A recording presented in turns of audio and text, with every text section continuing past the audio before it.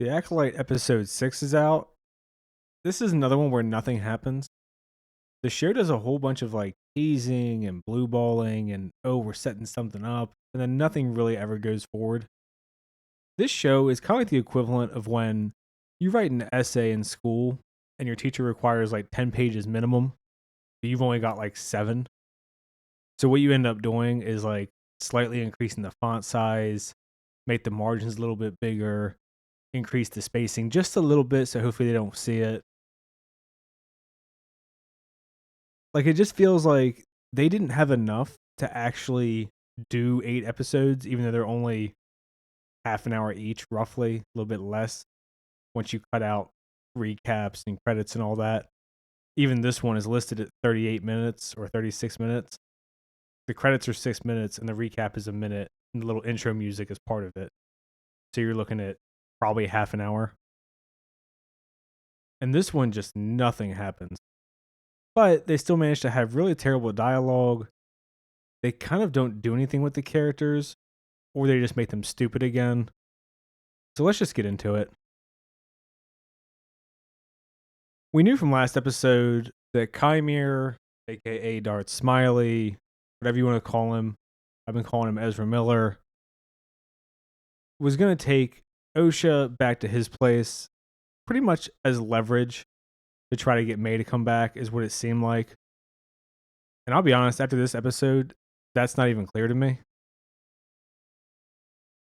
So we spend literally the first 2 minutes, when they only have 30 minutes of the third to last episode, of just watching Osha wake up. She realizes that she's at Darth Ezra's place, and she walks outside, and they frame it like it's supposed to be some big reveal. And like, yeah, I guess it's new to her. But we saw this in episode 1, because this is where May went after she killed Trinity. So this all just feels like, how can we stretch out this runtime just a little bit more? So she wakes up, she's following Darth Ezra, Smiley, and she follows him. And obviously he's just trolling, because we saw how powerful he was. He saved her and didn't kill her, so we know he's not going to kill her. Or at least not unless he has to. And he left May's clothes there with her knives. Like, this is all just, again, how can we get 30 minutes out of nothing? At this point, the episode is 4.5 minutes in, including the recap. So it's 3.5. And nothing has happened except she woke up and got dressed and is seeing him walk around. Exhilarating. We go back to Squid Game. He's trying to send a transmission out that his whole team's dead. They show the hologram breaking up, but the guy also reports it to the green bald lady.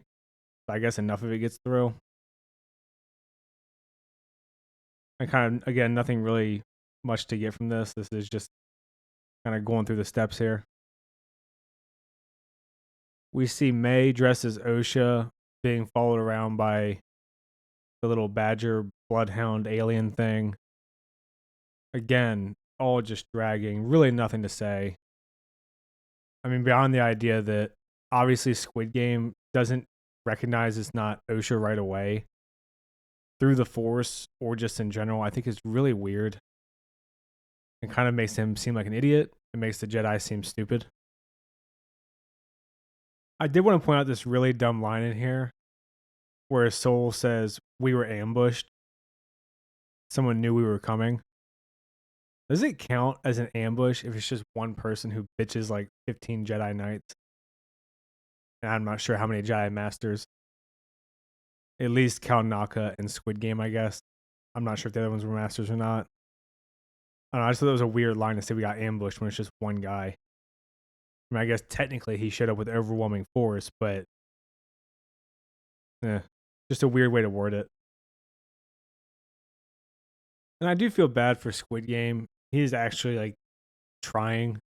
Him and Manny Jacinto, who plays the Darth Smiley guy, Chimere. But again, this is another scene that's like a full minute he says, I'm going to go check on the transceiver. We see that he's upset and crying. And then he just moves along. And the little badger alien thing is like watching him. And I thought they were supposed to be buddies or acquaintances. The fact that he's just kind of watching from a distance seems strange to me. And also, there's this really jarring tonal shift where it cuts from him crying to like this stupid badger thing. Brazil, I think is his name. Sniffing and like scuttling around. And it's got like the comedic, goofy music.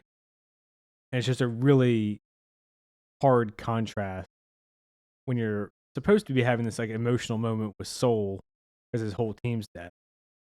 Of course, we don't know anything about their relationships. There was no names for any of those fucking people. We just assumed they were all closed. So he's sad now. Again, we have like 30 minutes. We use a full minute of watching this stupid Brazil alien bloodhound put Pip on a little docking station. Just nothing. It's not come. Oh god, you can hear my fuck up. It's not comedic. It's not interesting. It's nothing. It's literally just fill time and hope that this little furry thing catches on. Well, maybe for the furries or to sell toys, whichever. And then of course we reach like anime levels of fan service. I mean, good for Manny Jacinto, I guess. He's obviously in really good shape. But the excuse for this is like him trolling OSHA. So he goes and gets in the water. He's not even bathing. And then he gets out and they talk. Like this really is like straight up just lazy. How can we get him to take his shirt off? I'd be okay if his shirt had gotten like partially cut up in battle or whatever. But they don't even do that much. I mean, at least with Slave Leia, she's Jabba's slave. It's supposed to be a demeaning outfit, and she's being objectified by a villain. This is just like, oh, well, we want fan service, so fuck it. We'll have him get in the water for no reason. And also, I don't care about this, but it is pretty one-sided that the two fan service moments that we've gotten were Yord, like ironing his shirt, which I'm not even sure who that was for. Dude looks like he needs a fucking burger. And then this one. There's no effort to even connect it to the story. Purely trying to appeal, I guess, to like 40 to 50-year-old women. I mean, this is the same shit we saw with Kylo Ren. Bizarre. We're 10 minutes in now, by the way. And this is what we've done is she's followed him around for 5 minutes with him knowing and watched a fucking alien gopher charge Pip. Give me a break. And this is just hilarious to me that she's like in a stance when he's just kind of bobbing in the water 50 feet away. Like we all know how long a lightsaber is. And then she points it at him like a gun. And she's like, stay there. And this is all for a payoff that doesn't even exist, by the way. I thought they were going to do something clever. How fucking stupid of me, right? And maybe have him, like, have her come upon the lightsaber, but then he had disassembled it, removed the kyber crystal, reassembled it, but he was going to try to piss her off and get her to try to kill him. And then she was going to give in to it. So you get the thing where it's like, oh, she actually was going to try to kill him. But no, this is all just fuckery for them to drag out and have barely any conversation. And the conversation is so slow in these fucking Star Wars shows. I don't know why. But this one and Ahsoka in particular, it's like they're the tree ents in Lord of the Rings talking to each other. Like this super long pauses and really slow cadences. Again, it all just seems like this probably could have been done in about 10 minutes. But you can't have a 10-minute episode. So this is what they resorted to. Here you go. Here's a nice pause screen for all the lady watching this. I mean, I don't even know what to fucking say. like, I think at this point it's pretty clear that every woman who's been a part of Star Wars for Disney's era must have some weird thing where either one, they have only been in like super unhealthy relationships, which is why we got Rey and Kylo Ren. Osha is like ogling Amir and clearly checks out his dick. Like, it's not even subtle. This is the dude that literally just murdered her two friends and killed like 10 other people in front of her and groomed her sister to be evil. And she's like checking him out. Fucking crazy. I guess if they're not into like, they've been in abusive relationships, maybe that's like their fetish. Or maybe they're all just in really boring relationships. So they want like the bad boy trope, but they're so incompetent that they just create these super fucking toxic couples that it's so weird to ship together. I don't even understand it. I guess she's supposed to be contemplative looking or contemplative. It looks like she's just staring at his dong. And he's talking about reading her thoughts and if it's honorable to kill him this way. And he's unarmed and blah, blah, blah. And I don't know if the people who made the show understand what unarmed means. Like, unarmed means, colloquially at least, no longer a threat. For regular humans, if you all have guns and a human doesn't have a gun, they're relatively not a threat unless they attack. For Sith Lords or whatever the fuck he is, Force wielders, he's always armed. Like, we saw a different situation with Count Dooku where Anakin had literally cut his fucking hands off. He was a prisoner at that point. There was nothing he could do. He was no threat to Anakin and Obi-Wan in that moment. Well, Obi-Wan was unconscious, but he was no threat to Anakin in that moment. But Anakin killed him anyway. This is, again, just making the Jedi fucking stupid. Because now you've had Soul let him go, and then Osha let him go. For what? You just saw him murder a dozen Jedi. He raised a Sith apprentice. And who knows how many countless others he's killed. So all of this just makes the Jedi look like retards. And this is kind of what I'm talking about when I said that there's hardly anything happening, but they still managed to make everyone stupid. So she asks about Sol and May, if he killed them, and he says no. And he's the villain, so it's fine for him to lie. But it does annoy me that it isn't addressed or brought up that he did try to kill May repeatedly. But he just kind of leaves that part out. But he's a Sith and he's the villain, so it's fine. And then he points out that she asked about Soul first. And this show has really just sacrificed any kind of storytelling for trying to keep everything vague and mysterious. And what they've done is put themselves in a position where you don't give a fuck. We're 6 episodes in, 2 episodes left, both of which will probably be 2 of the shorter ones on the season, I would guess. So runtime wise, we're probably 80% done. And the characters don't really seem to have any goals, and you don't really care about them. So they've sacrificed anything compelling to just be vague and like, ooh, aren't you curious as to why this is happening? And they're going to and they're going to dump a bunch of shit in the last episode, probably a flashback in the next one from May's perspective, and then a big info dump in the last one, and go, see, it made sense the whole time. But it really won't, and it'll be really underwhelming. So that's where we're headed. We get this super awkward hug here, where Soul says that you saved me, Osha. And in the context, it seems like what he's saying is from giving in to his impulse to kill Chimere. Again, this just makes him retarded. It makes the Jedi look like fucking idiots. Like, is it really not better to strike down a Sith and like risk, I guess, turning to the dark side, which I'm not even sure how those would be connected? Like, how can you fight the dark side with no risk of turning dark? It doesn't make any fucking sense. Anyway, so he's thanking her for that, and it's like, great.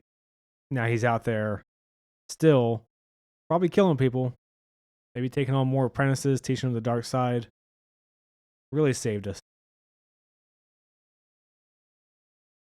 And I just wanted to share this because of how awkward it looks. Like, obviously, she's uncomfortable being hugged by Soul, and he's being all emotional. And it just looks like she's being assaulted.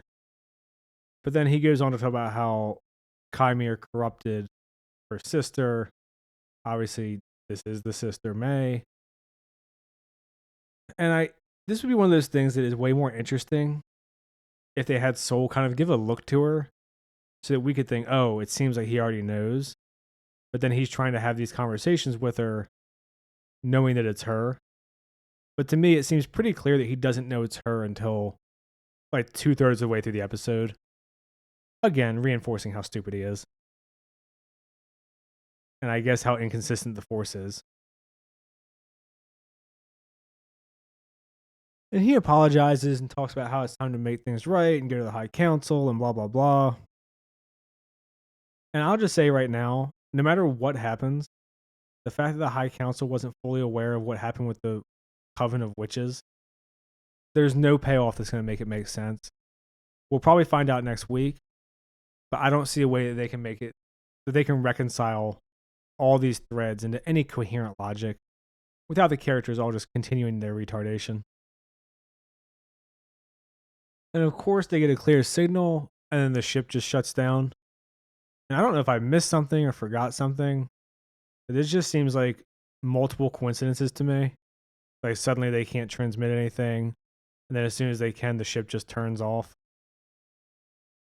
You know, assuming that I'm right, because I could just be forgetting something, wouldn't the better way to do this have been just to have Chimere on his way out, like sabotage their ship to buy himself some time? Instead of just, oh, ship died.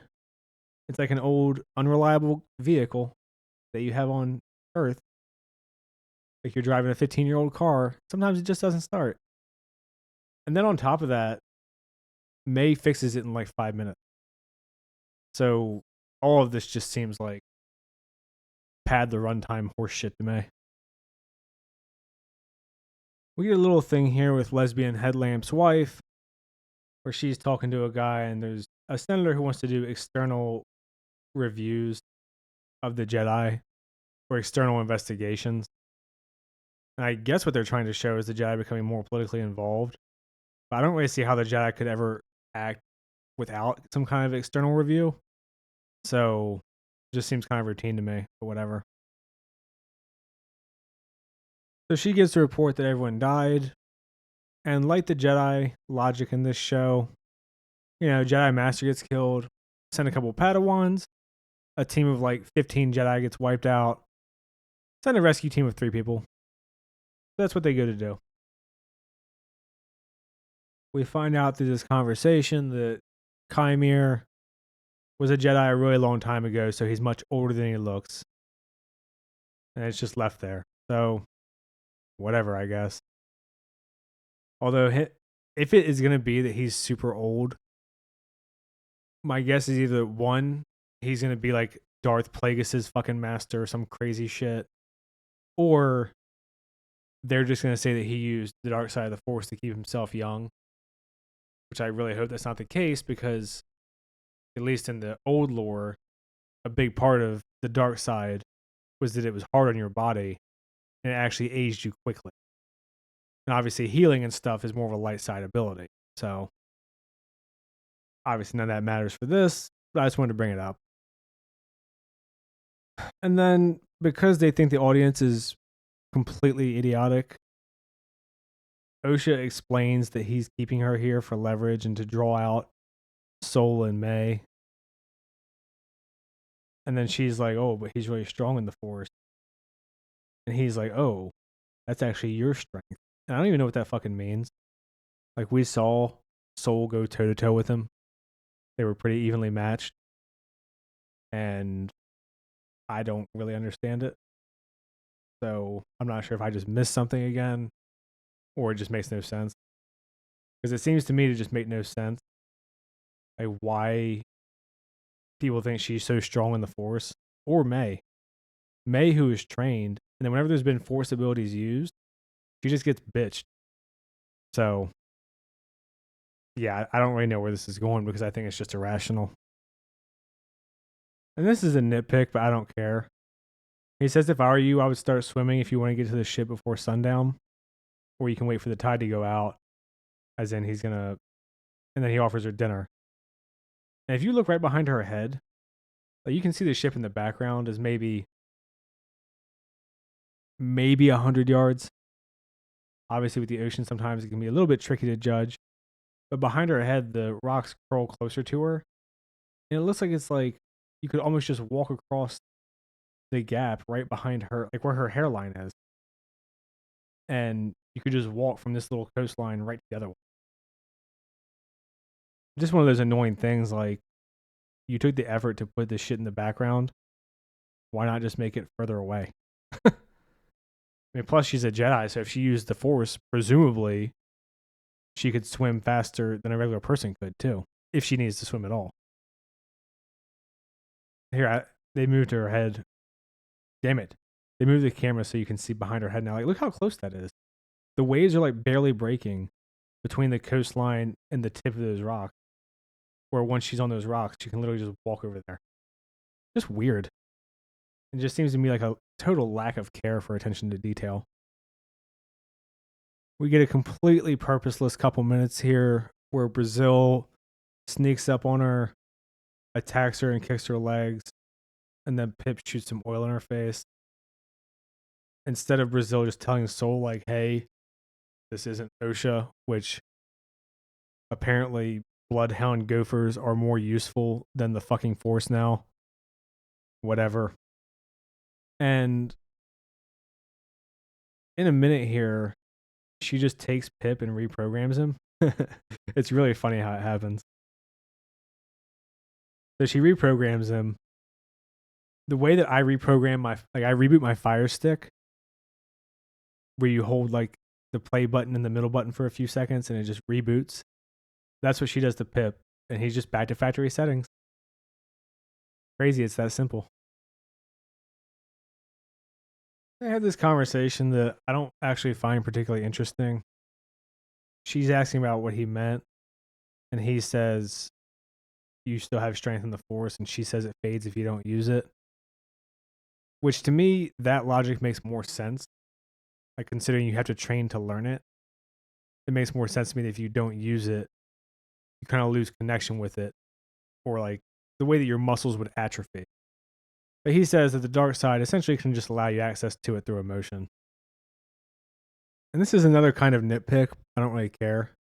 The emotions that he lists off are anger, fear, loss, and desire. And loss should probably be grief. And loss isn't really an emotion. I don't know, it just annoyed me. It's just not one of those things that makes it feel like, they wrote a first draft and then they were so hungover that they just never got quite all the way around to getting through that second draft. So the first draft is what we got stuck with. And you just see that little shit everywhere where it's like, did no one reread this? She starts bitching about how he killed Jedi and he killed Yord and he killed Jackie. And this whole conversation is just stupid. Because I killed those that threatened my existence. And it's like, you live on a remote fucking island. You went out of your way to kill Jedi. If you just chilled by yourself and found some Force sensitive kid, you can stay on your island and eat your stupid stew and go swim naked. They'd never bother you. So from his side, it's just dumb. And then from her side, it makes it dumb that she doesn't kill him later when she has the chance. So yeah, losses all around. And the whole point of this conversation anyway is for him to be like, what's the point in you loving people who can't love you back? And he tries to say that Yord had no hesitation in arresting her for a crime she didn't commit. And it's like, yeah, he was investigating. He didn't throw her in fucking jail. Not to mention, as soon as they found her again, she just became like their buddy. They never really even treated her like a prisoner. And this is the part where I was like, oh, I thought they might do something clever here. Because he's like, kill me. And then again, she calls him unarmed, which is stupid. And he's like, why do you think of yourself as a Jedi? You're not. Also a valid point. But if she had actually given in here and just turned the lightsaber on, well, it's a Disney Star Wars lightsaber, so he wouldn't have died. But in theory, he would have. So it just makes him idiotic again. Which is why I thought it would have been clever if he had given her the lightsaber, but removed the crystal. And they could just do the thing where they have her turn it on, but you just hear the click or whatever. Some kind of audible sound so that we know that she tried to kill him. And he keeps just saying, why are you not a Jedi? And she just yells, because I failed. Again, the show is just sacrificing any kind of backstory, any kind of character, just for some mystery that's not going to be worth 6 or 7 episodes of build up. But the longer that you build something up, the bigger the payoff has to be. When everyone knows roughly what the payoff is, and there's really not going to be that much to it, it's going to feel unsatisfying pretty much no matter what. Like at this point in the show, even if they were to somehow make everything make sense, it's just unsalvageable. And this show will have no rewatchability because it is just a slog the entire way through. And he says when you lose everything is when you're finally free. And I get what he's going for, but I don't know. To me, this just strikes as another one of those lines that the writers think is super deep. And then once you think about it for a second, you're like, huh. Especially if you try to relate it to our society. Like, if you lose everything, are you free? Or are you homeless and just hoping that you can get food? Or, live with a friend? I mean, financially at least. Or if you lose your family, are you going to become a powerful Sith Lord? Or are you just going to be depressed and miserable and more likely to become a fucking drug addict or an alcoholic or something? I don't know. This doesn't work for me.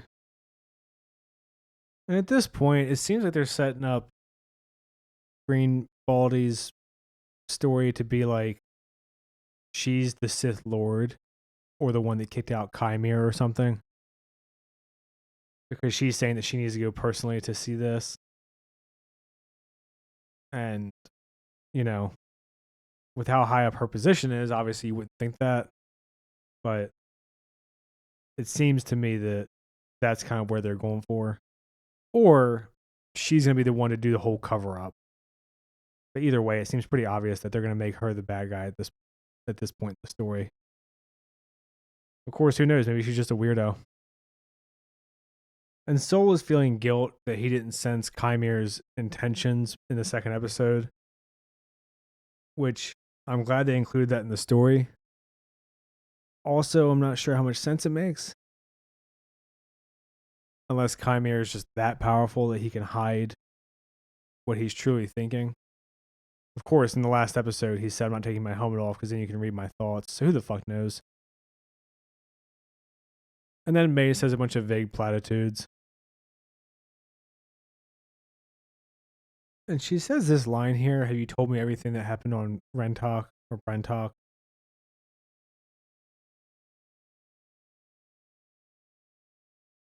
And to me, that seems like a pretty big gamble. Because he said he was going to turn himself into the High Council. That doesn't mean that he didn't already tell Osha everything. So if they'd already had that conversation, she would have just been completely exposed. But whatever. And then, of course, like all bad shows, he starts to tell her, the lights come on, and for some reason that conversation is just over now. So she goes to send the transmission, and then Soul shoots her in the back with a stun gun.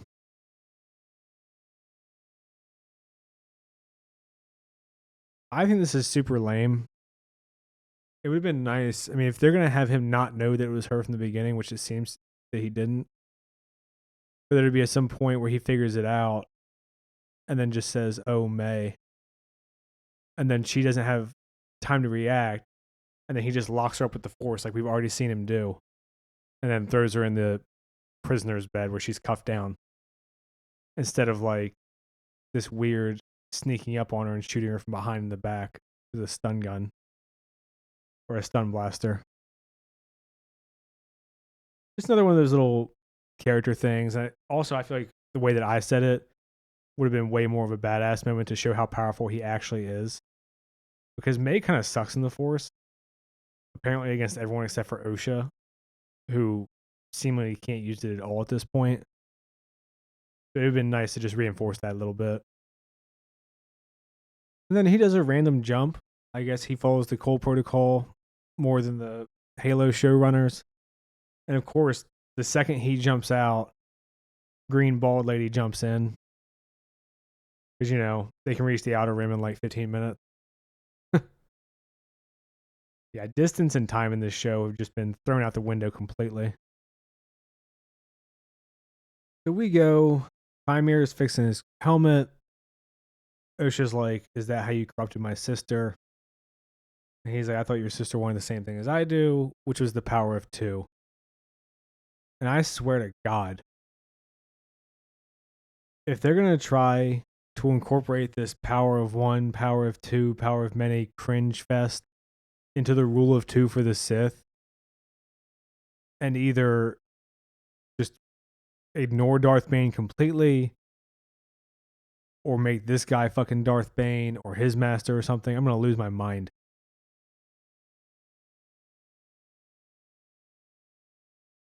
The original rule of 2, at least in the EU books, and I don't count anymore, I guess, I think was done by Revan, but then that kind of went by the wayside as the Sith Jedi war took off. And the Sith were never going to win the war, is how Darth Bane felt. So Darth Bane killed all of the fucking Sith and then took an apprentice. And the whole purpose behind the rule of 2 is you have a master and apprentice both seeking power, and then one of them will kill each other.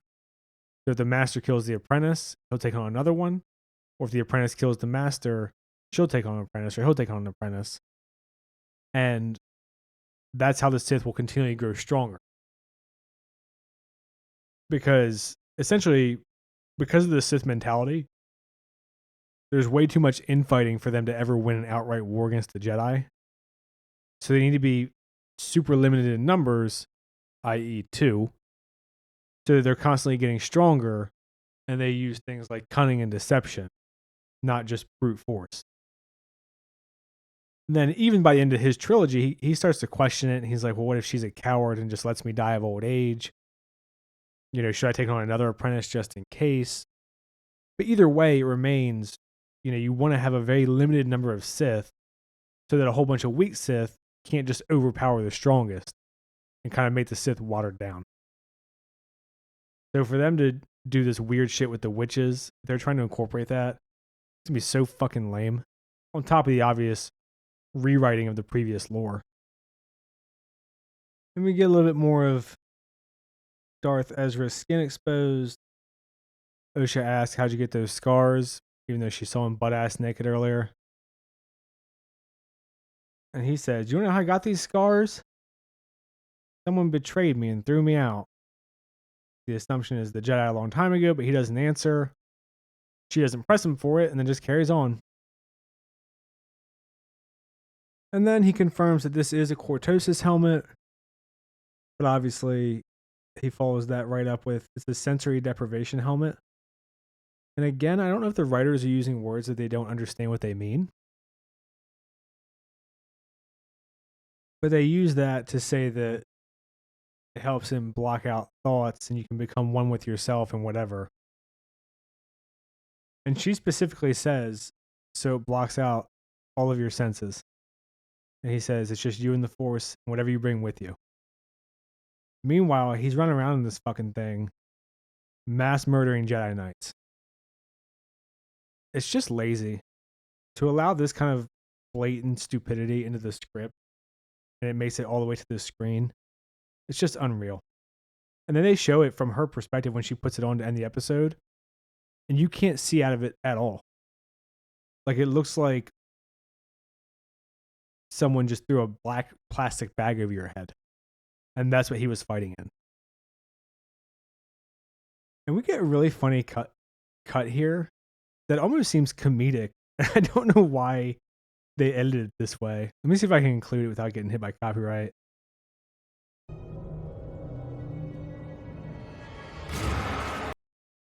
Like, I have no idea why that was done that way. We just cut to Jackie's dead corpse. And I've seen a lot of people bitching about the Jedi whip, and I don't want to go too into it because I just kind of think it's lame. The only time I've seen the Jedi whip, or laser whip, I think it's called, is in the Darth Bane book. Gilead, who's another Sith apprentice, uses it. And in that book, it is just light, but it sounds like in the EU, there's a bunch of different like variations of it. So some of them where it's like a physical whip of special metals that can essentially put the beam around those metals. There's an actual whip, but then like the lightsaber plasma or whatever goes around it. To me, that makes way more sense than this because she just whips this thing out like 20 fucking feet. And also, this kind of makes me again wonder if she's going to end up being evil because, as far as I'm aware, usually the whips are used by Sith. The chick Gilead that uses it in the Darth Bane book, like the way it's described from what I remember, is it's about lightsaber length, maybe a little bit longer, but it's actually not very good in combat. But the reason that she uses it is because people are not used to fighting against it.